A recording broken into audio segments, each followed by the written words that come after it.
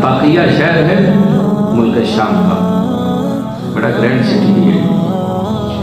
حضرت خضر علیہ السلام وہاں سے گزرے، جو آپ واقعہ سنتے ہیں کہ حضرت خضر علیہ السلام اور حضرت موسیٰ علیہ السلام جا رہے تھے، تو اس شہر کے لوگوں سے کچھ کھانے پینے کا منگا، تو انہوں نے کہا جاؤ اٹھے کٹھے ہو جا کر اپنا کو کام کاج کرو، تو کماؤ کھاؤ۔ جب گزر رہے نا اس شہر سے تو ایک دیوار گر رہی تھی، حضرت خضر علیہ السلام اس دیوار کو سیدھا کر رہے ہیں۔